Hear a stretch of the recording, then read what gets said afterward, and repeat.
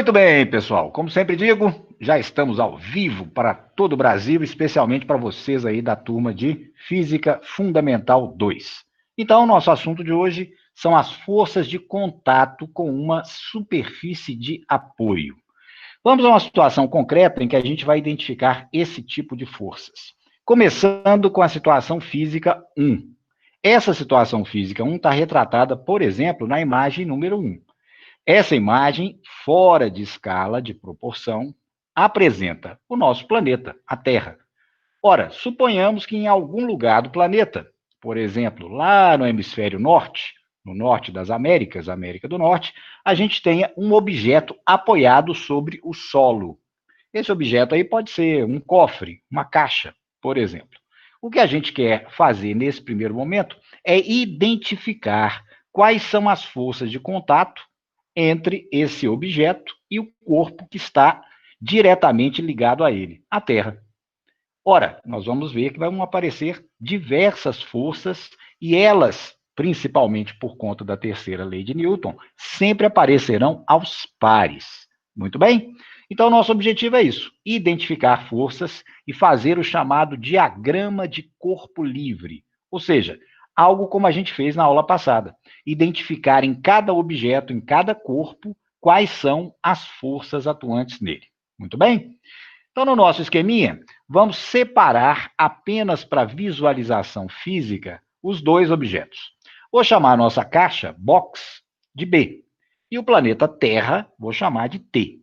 Muito bem. Os dois aqui, ainda fora de escala, é claro, figura fora de proporção, eles interagem através de duas forças. Na verdade, serão dois pares de forças. Quais são esses pares de forças? É o nosso objetivo, identificá-las. Muito bem. Primeira força interagente no sistema é exatamente essa, que eu vou chamar de FGTB. G de gravitacional, T de terra e B de box. Essa, então, é a força com que a Terra atua gravitacionalmente, atraindo para si o objeto B. Então, nomezinho dessa nossa primeira força, FGTB, é a atração gravitacional da Terra exercida no corpo B. Normalmente, a gente costuma chamar essa força de peso do objeto B, certo? Mas, rigorosamente, ela é a atração gravitacional da Terra em B. Ela coincidirá com o peso do objeto, considerando que o peso, operacionalmente, a gente mede, usando, por exemplo, uma balança, um sistema conveniente, elas vão coincidir se a gente desprezar, por exemplo, a rotação da Terra. Esse detalhe da rotação da Terra provoca alteração, diferença entre essas duas, o peso que você mede e a atração gravitacional que a Terra está exercendo, por um efeito de inércia, que a gente vai comentar no momento em que a gente tratar de efeito de rotação. Ou seja, qual é o efeito que a rotação da Terra produz sobre o peso medido de um determinado objeto. Muito bem? Mas essa diferença é mínima, extremamente pequena. Exatamente porque a aceleração angular da Terra é muito baixinha, certo? Então, dependendo da latitude em que você tiver, esse valor é extremamente pequeno. Evidentemente que em experimentos muito sofisticados, ele deve ser levado em conta. Mas para situações do dia a dia, o valor, a diferença entre esses dois é muito pequena. Então, por enquanto, eu vou considerar que o peso do objeto B é essa força de atração gravitacional que a Terra exerce nele. Muito bem? Ora, mas isso pode ser pensado como ação. É a ação da Terra sobre o objeto B. Terceira lei de Newton exige o quê? Que haja uma reação igual e oposta. Então, o objeto B também atrairá para si a Terra. Então, nós teremos aí uma segunda força no nosso sistema, que vou chamar de FGBT, força gravitacional com que o box, a caixa, o objeto B, atrai a Terra. Então, FGBT também é uma atração gravitacional, só que agora exercida pelo corpo B, atraindo para si o corpo Terra. Percebeu? Então temos aqui um par de interação, um par de ação e reação, como manda a terceira lei de Newton. Muito bem, só que existem aí mais duas forças, mais um par. Por que existe mais um par? Porque haverá um contato direto entre a base do bloco e a superfície sobre a qual ele se apoia.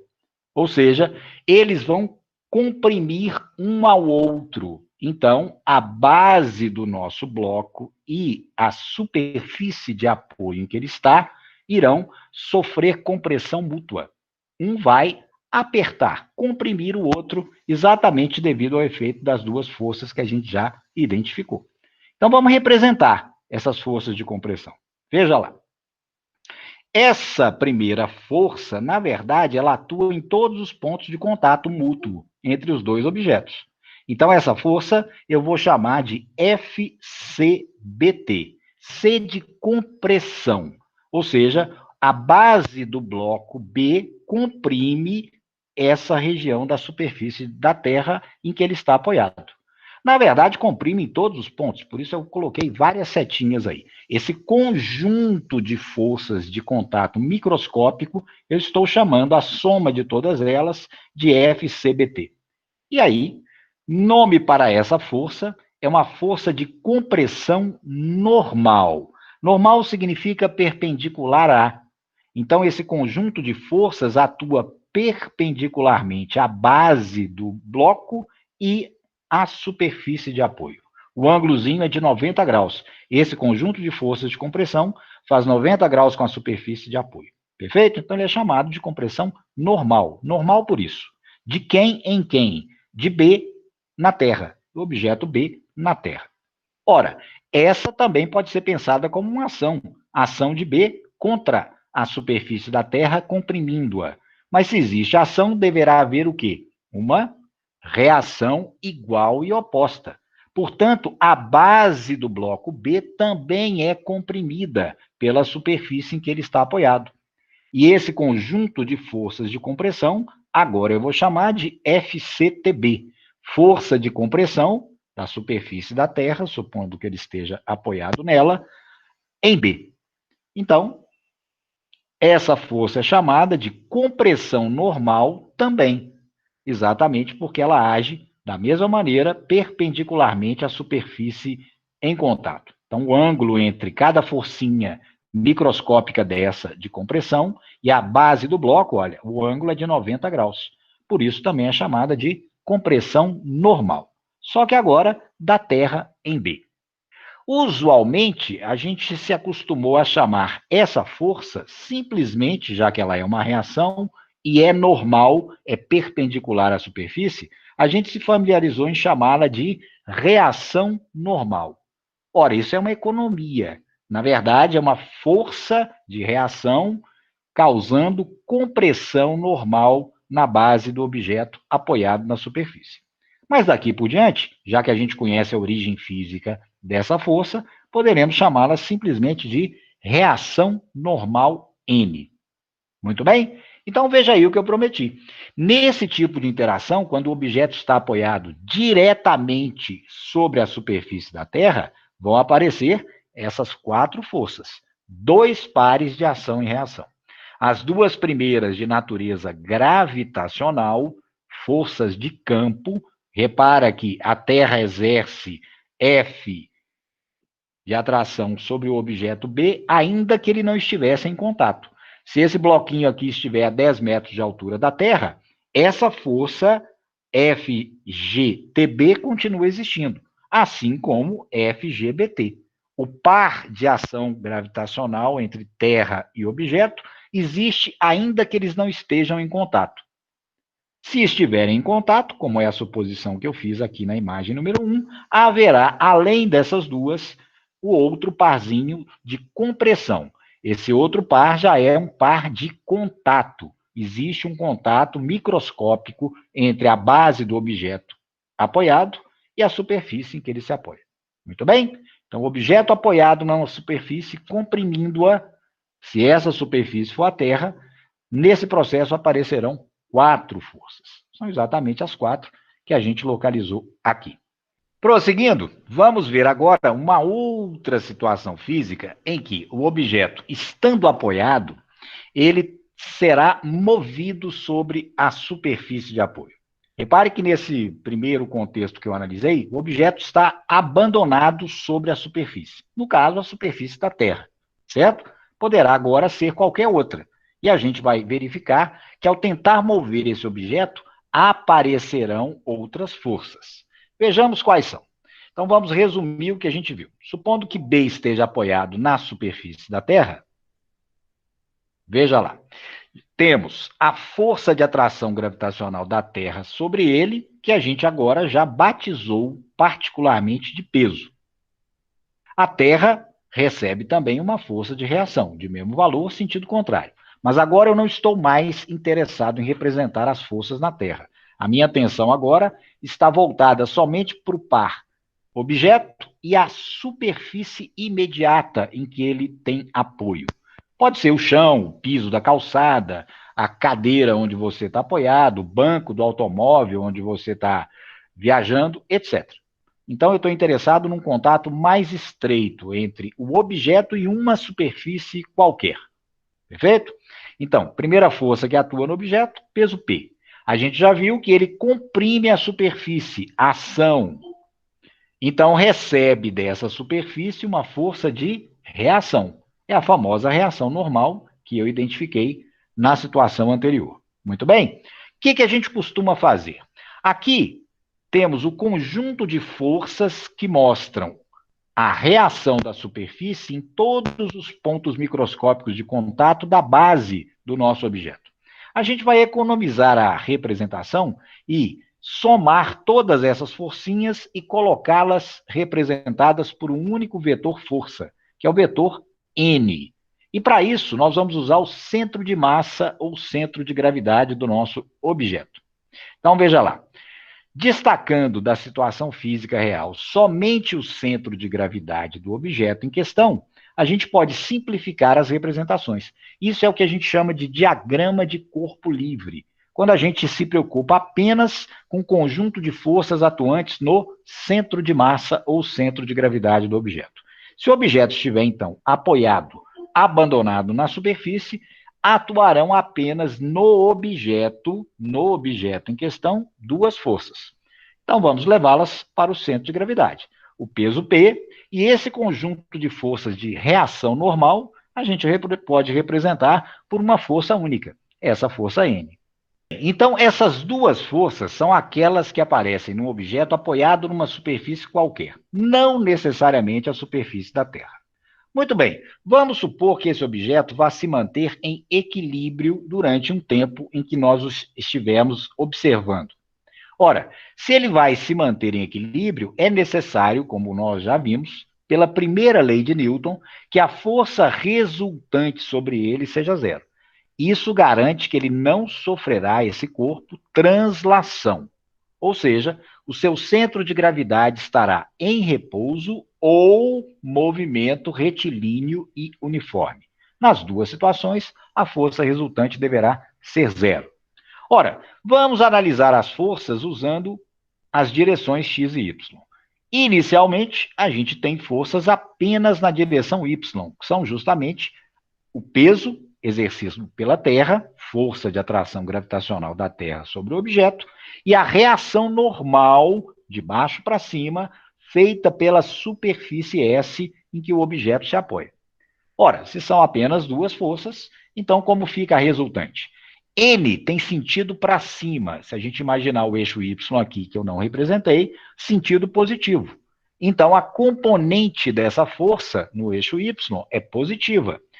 A componente do peso no eixo Y aponta no sentido negativo. Portanto, como é que ficaria o somatório das forças em Y? Ficaria N, sentido positivo, mais menos P, sentido negativo. Ou seja, N menos P igual a zero, então N igual a P.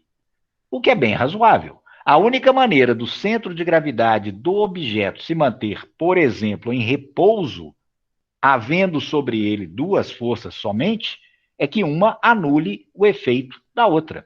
Então, o valor de N terá que ser exatamente igual ao valor de P para que esse pontinho centro de gravidade não sofra translação, não suba, não desça, no caso da direção Y. Perfeito? Mas repare que eu coloquei aqui, ó, nessa primeira expressãozinha, um Nzinho. Nem sempre normal é igual ao peso.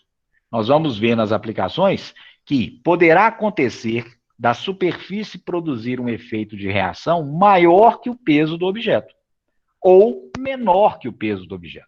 Isso depende da ação de outras forças que podem ocorrer durante o fenômeno que você estiver analisando. Esse objeto pode ser puxado, alguém pode comprimir o objeto. Então, o valor da reação da superfície levará em conta o peso do objeto, obviamente, e as demais forças que agem nele. Então, nem sempre a normal será igual ao peso. Nesse caso, como não há outras forças agindo no problema, eu posso garantir que N igual a P, numa superfície horizontal e sem ação de outras forças. Ah, então, e caso haja outras forças na situação? Por exemplo, se alguém tentar mover esse objeto. Suponhamos, então, que alguém tente movimentar o objeto B aplicando sobre ele uma força F. Vamos começar com o caso mais simples. O caso mais simples é de uma força F paralela à superfície. Nesse caso, se a pessoa tentar empurrar o objeto, o que ela fisicamente perceberá? Imagine que isso aqui é um cofre que está apoiado no chão da sala e você vai empurrar esse objeto.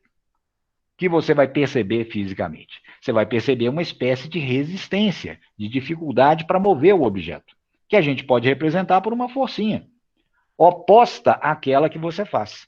Vou representar por F minúsculo. Essa forçazinha é a chamada força de atrito. E qual a causa física, qual a origem física da força de atrito? Por que ela aparece? Porque ao tentarmos empurrar um objeto apoiado numa superfície, a superfície, gera uma força contrária à nossa tentativa de mover o objeto. A resposta está exatamente nos pontos de contato microscópico entre a base do objeto e a superfície de apoio. Suponhamos que a gente coloque numa determinada região de contato entre os dois uma lupa que aumente milhares de vezes. O que a gente veria? Dá uma olhada nessa figura. A gente veria algo parecido com isso. Com um microscópio poderoso, é isso que a gente observaria. Ainda que a olho nu o assoalho da sala e a base do objeto sejam aparentemente planos, completamente polidos e planos, se a gente levar um microscópio poderoso, é isso que a gente vai ver. A gente vai ver que tanto a base do objeto quanto a superfície apresentam um comportamento microscópico, numa escala microscópica, como esse que está representado nessa imagem. O que a gente percebe? Observe que há irregularidades, tanto num quanto no outro. As camadas atômicas e moleculares, nesse nível de observação, elas se apresentam de uma forma irregular. E isso aí gera aquilo que a gente normalmente chama de rugosidades. Então, ainda que algo lhe pareça a olho nu completamente polido, plano, liso, num nível de observação mais profundo, não será. E é justamente a existência, tanto em B quanto em S, dessas rugosidades microscópicas, é que aparece a força de atrito.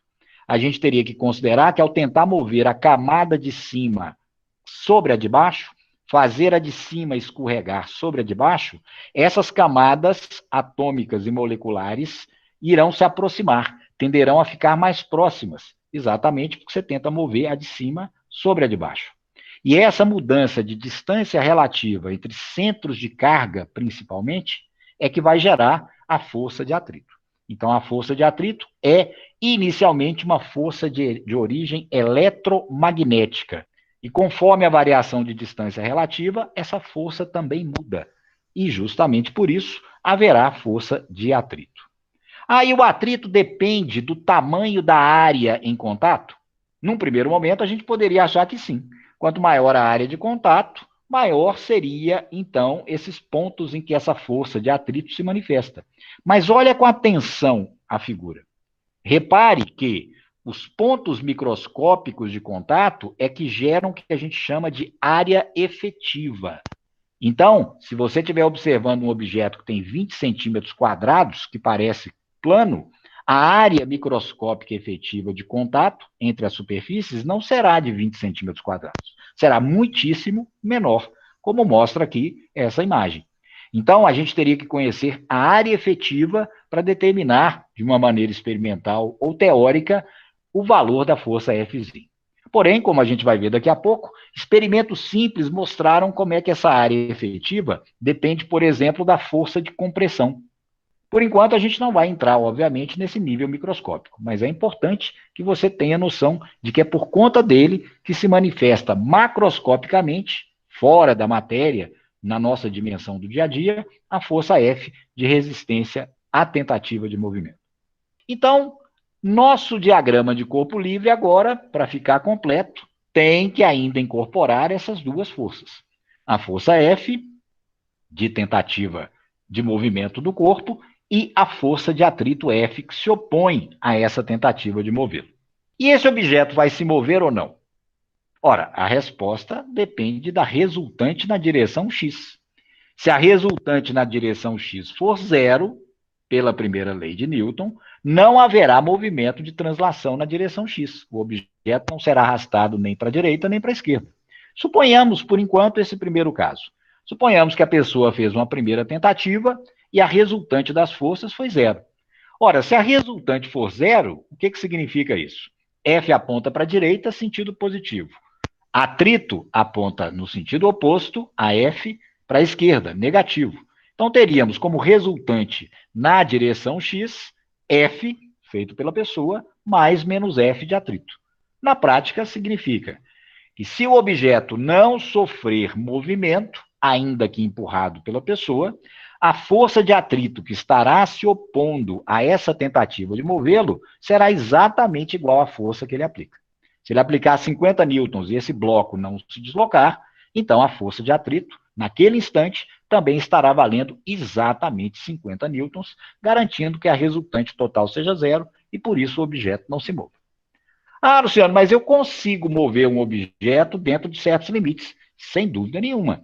Essa força de atrito, ela não tem valor que cresce indefinidamente. Na maioria das experiências do dia a dia, a gente percebe que a força de atrito tem um limite. Se você tiver esforço muscular suficiente, você consegue vencer esse limite. Mas é interessante olhar isso em detalhe. Por isso, na próxima situação física, aí na nossa imagenzinha número 6, a gente vai fazer o experimento que normalmente no dia a dia a gente faz. Quando você se encontra num contexto em que tem que empurrar um objeto que você nunca viu, não sabe instrumentalmente qual é o peso dele, você faz inicialmente uma primeira tentativa. Caso não consiga mover o objeto, você aumenta o esforço muscular para tentar vencer o atrito que se opõe a esse movimento. Então, vamos passo a passo verificar como essa pessoa faria por tentativas, o movimento desse objeto B. Perfeito?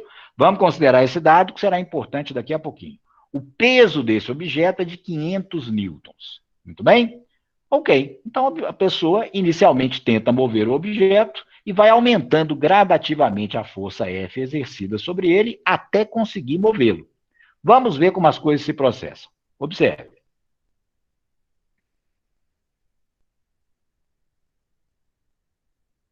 Percebeu?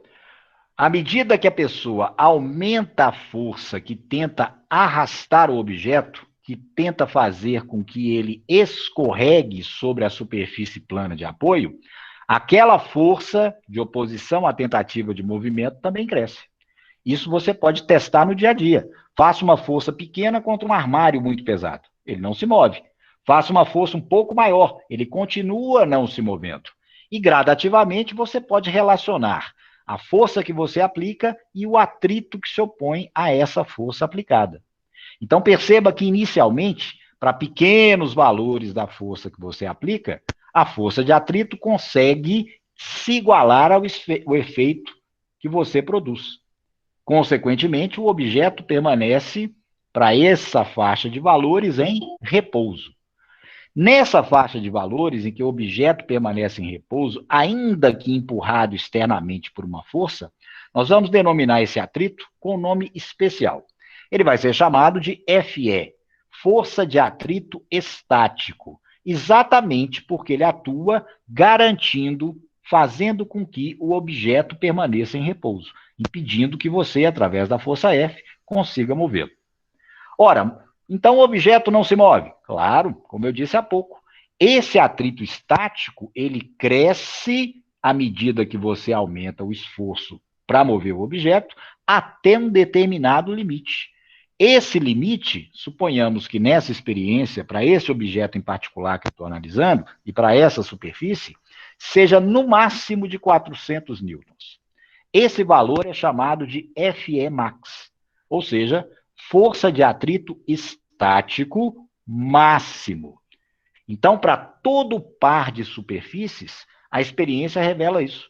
Para os objetos em geral, objetos que têm contato direto, sólidos, haverá, para cada par de materiais, um valor máximo que esse atrito estático consegue atingir.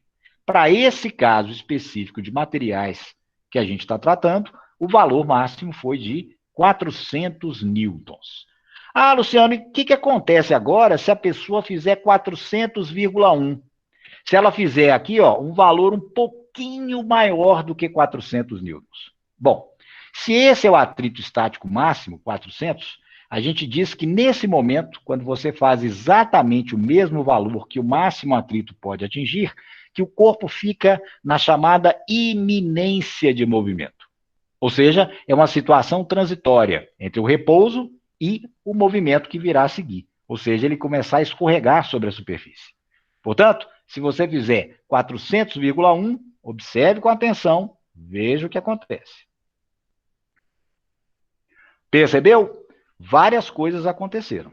A partir do momento em que eu apliquei uma força ligeiramente maior do que 400, que era o atrito máximo estático para essa situação, o que aconteceu? A gente observa que o objeto começou o escorregamento sobre a superfície. Ele entrou em movimento, movimento relativo, né, de deslizamento, de escorregamento sobre a superfície. Esse é um fato. Segundo fato fundamental, veja o que aconteceu com o valor da força de atrito. Observe que ela cai bruscamente e depois permanece relativamente, dentro de uma certa faixa, constante. E menor do que o máximo que você teve que superar para iniciar o escorregamento. Esse é um comportamento notável da força de atrito. No escorregamento, quando o objeto conseguir superar, através do esforço externo, o atrito estático máximo, haverá uma maior facilidade relativa de movimento. Isso é garantido por uma força de atrito que agora a gente vai chamar com um segundo nomezinho, justamente para diferenciar do primeiro. Agora, durante a fase de escorregamento relativo, nós vamos chamar esse atrito de FC, atrito cinético, ou, como alguns chamam, atrito dinâmico. Repara que para os dados aí experimentais, para essa situação física, para esse par de materiais específico, se for medido, encontraríamos 270 newtons como a força que se opõe ao movimento. Então perceba que, iniciado o movimento relativo das duas superfícies, o esforço feito para manter esse movimento pode ser bem menor do que aquele primeiro necessário para iniciar esse movimento relativo. Veja lá a diferença. Para manter o objeto deslizando, escorregando sobre a superfície, eu precisaria de próximo de 270 newtons. Enquanto que, para iniciar o movimento, para vencer o máximo atrito estático possível, eu teria que fazer, para esse caso, 400. Isso, em geral, acontece com os objetos sólidos e cujas superfícies estão polidas e secas.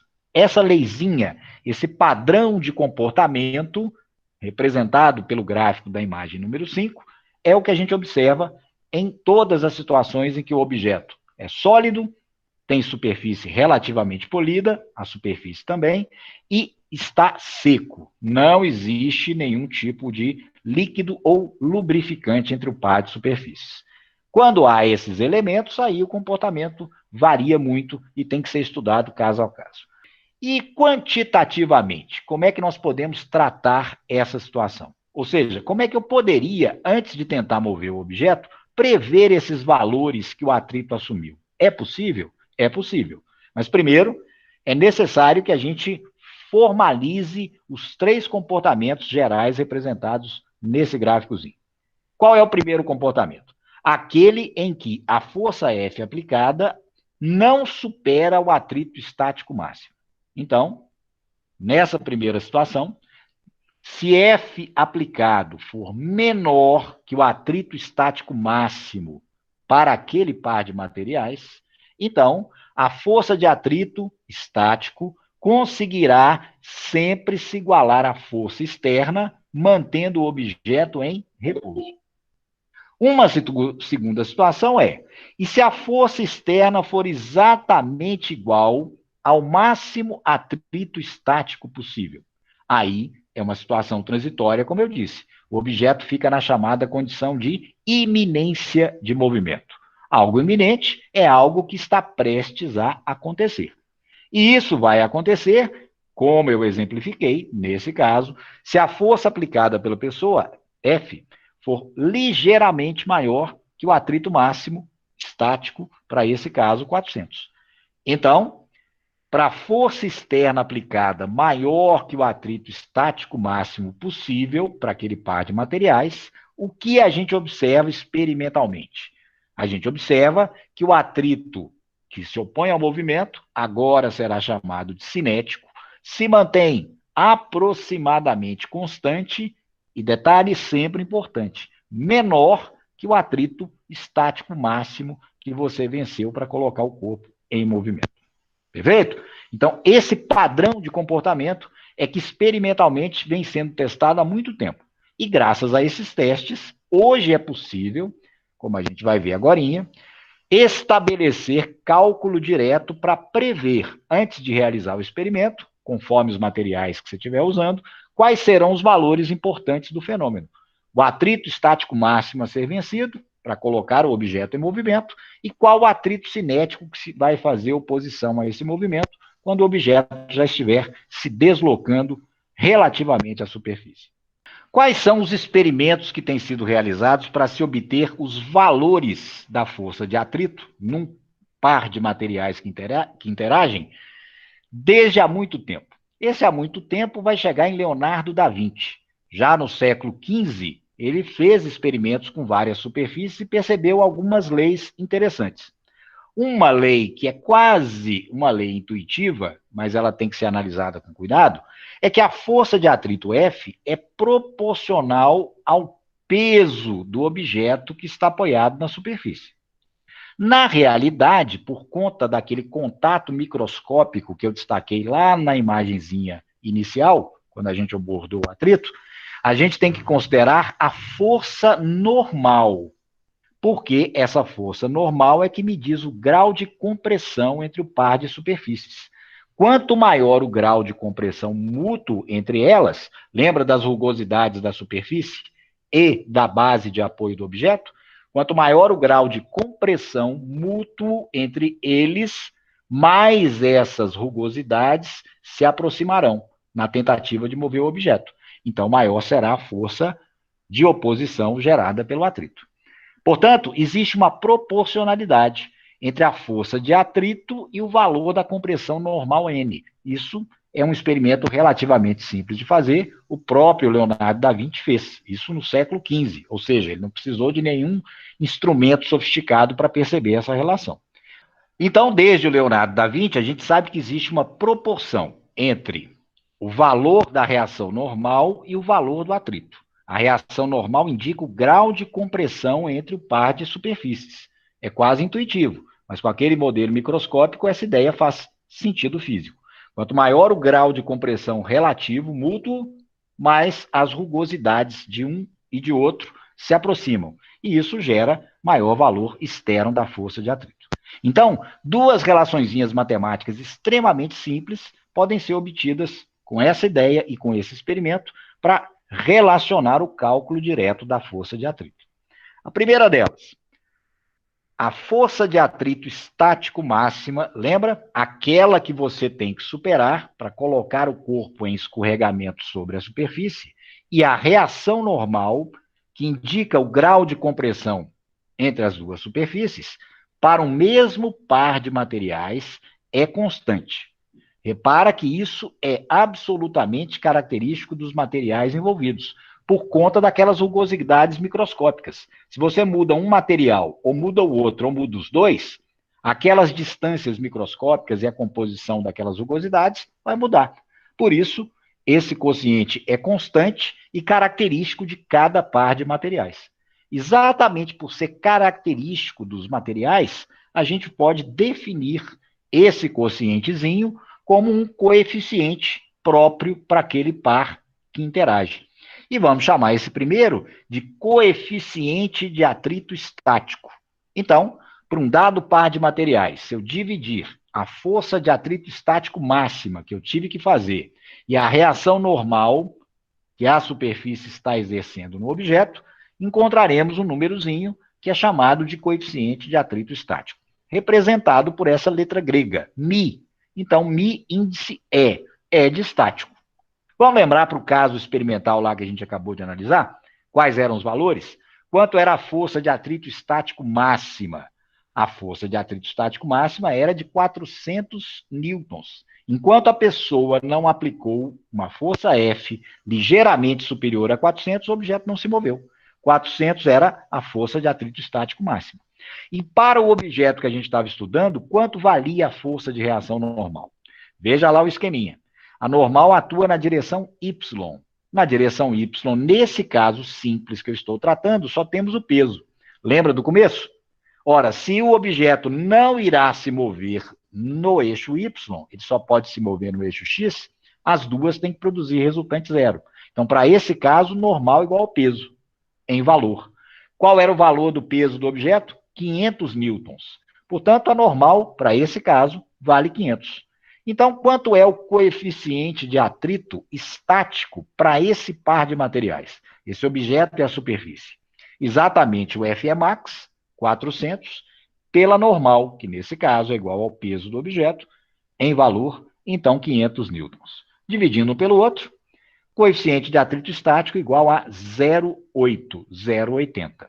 Repara que não temos unidade. É uma grandeza chamada de adimensional. O que significa isso? Não ter unidade na prática. Por que não tem unidade? Porque numerador, 400 newtons, é uma força, força de atrito estático máxima. Denominador, reação normal, é uma força também, como eu mostrei no começo, 500 newtons. Então, há o cancelamento das unidades e a grandeza não tem unidade. Ora, Luciano, se ela não tem unidade, qual o significado físico prático de dizer que o coeficiente de atrito estático para esses materiais é 0,8? 0,8 o quê? Olha a sutileza. A gente pode ler esse númerozinho como proporção, percentual. Quanto é 0,8 em termos percentuais? 80%. O que significa isso concretamente? Veja que interessante. Que a força de atrito estático máxima, para essas condições aqui, equivale a quanto? 80% da reação normal, que nesse caso é igual ao peso. Então, para esse modelo de situação, quando a força aplicada é paralela à superfície plana, o coeficiente de atrito indica percentualmente a relação entre o atrito máximo e o peso do objeto. Interessante, quer dizer então que a pessoa tem que fazer uma força maior que 80% do peso do objeto apoiado para movê-lo. Exatamente. E isso é geral. Tem esse objeto peso de 500 newtons, ou de 100, ou de 20, desde que o material que constitui a sua superfície seja o mesmo. Perfeito? Então, o númerozinho coeficiente de atrito estático tem esse sentido prático. Né? E temos outro? Temos outro. Essa lei também é válida para o atrito que se opõe ao movimento de escorregamento. Depois que você supera o atrito estático máximo, lembra? A força de atrito cinético. Portanto, ele também é proporcional a N, ao grau de compressão normal entre as superfícies. Se eu dividir FC por N, também vou achar um número constante para cada par de materiais. Esse númerozinho constante será um outro coeficiente de atrito, que será chamado agora de coeficiente de atrito cinético. Mi, índice C, C de cinético. Para a experiência que a gente está analisando, você lembra qual era a força de atrito cinético lá do gráfico? Constante depois que começou o movimento? 270 newtons. Portanto, para esse par de materiais, o coeficiente de atrito cinético, μc, seria quanto? A força de atrito cinético, verdade, 270 newtons dividido por 500. Isso dá 270 por 500, 0,54. Ah, e qual o significado desse númerozinho? O mesmo de antes. Se a gente estiver empurrando o objeto com uma força paralela à superfície plana em que ele está apoiado, esse significado aqui pode ser lido percentualmente. 0,54, 54%. Isso significa que, quando o objeto estiver sendo arrastado já estiver deslizando sobre a superfície, a força de atrito, nesse caso cinético, que vai se opor à força que você faz, é quanto? 54% do peso do objeto. Então, se ele tem 100 newtons de peso, ou 500, ou 1.000, desde que seja feito pelo mesmo material que antes, a gente vai ter sempre uma noção, através do coeficiente de atrito, de quanto será, relativamente ao peso do objeto, o valor do atrito que se manifesta. Tudo bem? Detalhe, esses coeficientes de atrito dependem fundamentalmente de quê? Acabei de dizer, dos materiais envolvidos por conta das rugosidades. Então, esse é um fato importantíssimo para ser destacado e que foi estudado no século XVIII, XIX e hoje continua sendo, certo? Esses coeficientes independem, em primeiro lugar, da área aparente de contato. Se eu tiver um bloco com área da base de 20 centímetros quadrados, ou 40 centímetros quadrados, ou 1 metro quadrado de área, desde que os materiais envolvidos sejam os mesmos, esse valor não dependerá dos coeficientes de atrito dessa área aparente de contato. Lembra? Se o objeto tem 20 centímetros quadrados de área, essa é uma área aparente de contato. Parece que as duas estão em contato em todos os pontos, mas não é assim. Lá no nível do microscópio, como eu mostrei, a área real, que difere da área aparente, ela é bem menor. E ela depende do grau de compressão. Quanto maior o grau de compressão, maior a área microscópica real de contato. E é isso que importa.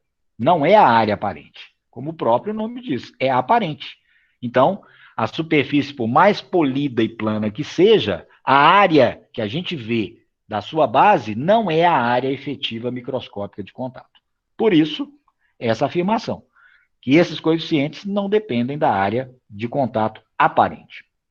Uma ressalva aqui, tá? Cuidado com outros materiais que têm comportamento físico diferente dos sólidos que eu estou supondo aqui. Por exemplo, pneu e asfalto. Nesse caso, essas leis experimentais aqui, elas não funcionam como a gente descreveu. Exatamente porque o pneu superaquece devido ao atrito com o asfalto e forma-se uma camada intermediária entre o pneu e o asfalto. Por exemplo, no caso específico dos automóveis de corrida, Fórmula 1, o pneu é feito literalmente para ir derretendo e colando na pista. É um efeito a mais de adesão microscópica, bem mais complexo que esse. Então, nesse caso, para esse tipo de pneu, a área aparente tem influência, evidentemente, por conta da quantidade de borracha que vai gerar uma camada ao superaquecer em contato com o asfalto. Então, é outro tipo de situação física que tem que ser analisado com outros instrumentos. Perfeito? Isso que eu estou afirmando aqui é verdade para sólidos, polidos e secos em contato. E, além disso, não depende também da velocidade relativa. Se você empurrar o armário da sua casa a 10 metros por segundo ou a 20 sobre o assoalho, dentro de limites dessa ordem, até um certo valor de velocidade, isso não modifica a força de atrito que vai se opor ao movimento. Tá? Dentro de uma faixa de limite. Agora é hora de praticar. Né? E para praticar, a gente precisa criar essas duas relaçõezinhas mais gerais. Aqui é o resultado experimental. Na prática, o que a gente faz? Se a força de atrito estático máximo sobre a normal é igual ao coeficiente de atrito, a gente pode calcular o valor máximo da força de atrito multiplicando um pelo outro. Força de atrito estático máximo é coeficiente vezes a normal. A mesma relação a gente pode estabelecer para o atrito cinético. Se o quociente dele com a normal é igual ao μc, coeficiente de atrito cinético, se eu multiplicar um pelo outro, eu obtenho a força de atrito cinético que vai se opor ao movimento. Luciano, então quer dizer que na prática hoje a gente já conhece os coeficientes de atrito de vários pares de materiais? Sem dúvida. Existe uma área de pesquisa aplicada de física e engenharia que é chamada de tribologia. Então, tribologia é a parte aplicada da física dos materiais e da engenharia que estuda diversas propriedades do atrito, como essa, por exemplo, que eu falei do borracha de pneu, do carro de competição com asfalto, certo? E com esse trabalho que eles desenvolvem, para grande parte dos materiais que a gente utiliza hoje em dia, sabendo qual material está em contato de compressão com outro, a gente já conhece tabelados os valores de ME e MC. Por isso que, na prática, hoje a gente consegue, antes de tentar mover um objeto que é muito pesado, a gente pode saber quanto de esforço é necessário para isso, calculando previamente esses valores. Qual o valor que você tem que superar? ME vezes N. Então, tem que fazer uma força ligeiramente maior que essa. E depois que o objeto já estiver em escorregamento, você pode diminuir o valor da força aplicada que ele continue escorregando. Nesse caso, você teria que conhecer qual é o atrito cinético, e aí a gente calcula pela mesma relaçãozinha. Então, 3 e 4 são as expressões que nos permitem aplicar essa teoria do atrito em situações mais concretas, como a gente vai ver na próxima aula